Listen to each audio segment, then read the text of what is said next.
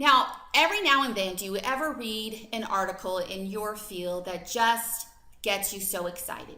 In your handouts, there's a pretty extensive reference list.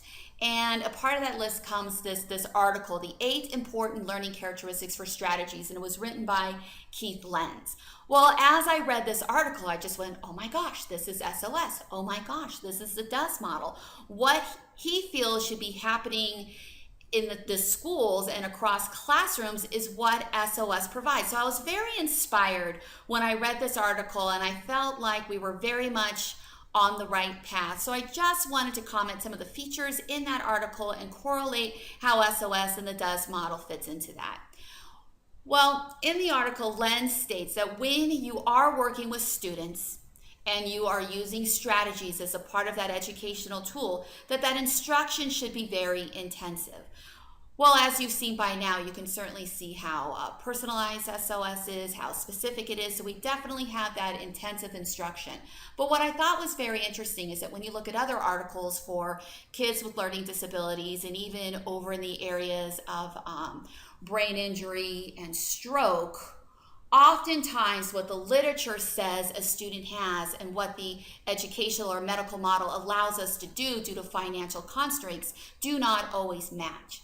And so when you look at a lot of articles that look at intensive instruction, oftentimes those articles are stating that we have individuals who have improved because they were getting 4 to 6 to 8 hours of therapy a day. Now, certainly that is not happening currently in the hospitals, and it certainly isn't happening in the school districts. What's happening is that you have an opportunity to work with somebody 1, 2, 3 times a week for X amount of minutes at a time.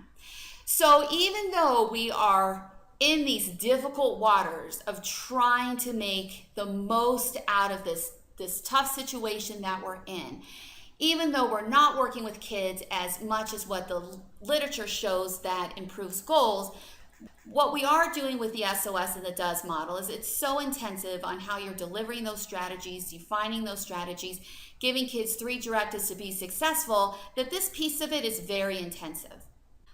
Alrighty, so yes, this is one of my most favorite SOS programs, because oftentimes as a speech therapist, I'll hear this comment all the time: so-and-so is such a poor problem solver.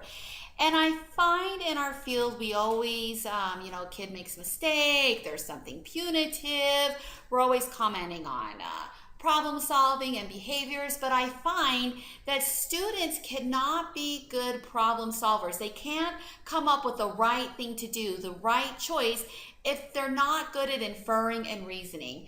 Inferring and reasoning is an extremely important cognitive skill. Now, if you see here in the parentheses, to simplify, because telling kids we're going to teach you a strategy for inferring and reasoning is a bit of a mouthful, we say we have a strategy to help you figure things out. And this is such a cognitive process. So looking at this style of thinking and going back to the Lenz article, No Child Left Behind, back in 2001, here we're going to teach kids how to think. Now, another reason why I love this strategy model so much is that during this segment, I'm going to be showing you a lot of the inferring and reasoning materials that are out there on the field. It's here's the problem, here's the solution.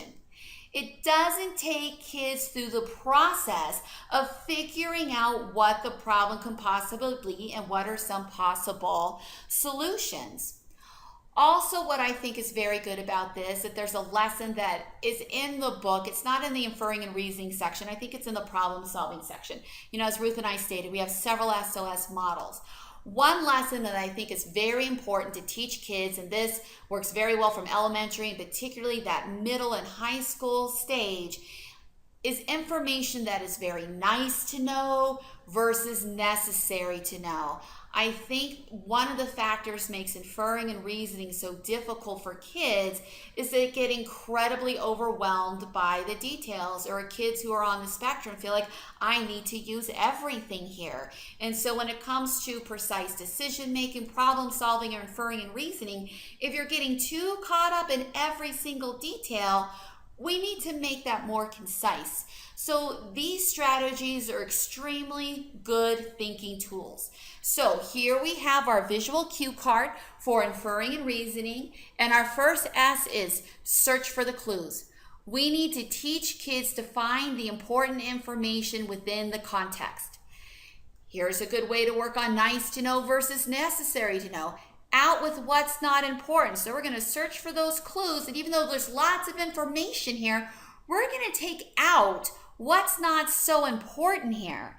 Then after we've done that, we've searched for our clues, we've taken out what's not important, we're going to go ahead and string those facts together. So you could see here that this is a sequential SOS strategy model. And way back in the beginning, models that tend to be very sequential, where you have a 1, 2, 3 task to do, kids can use that as a blueprint to be successful.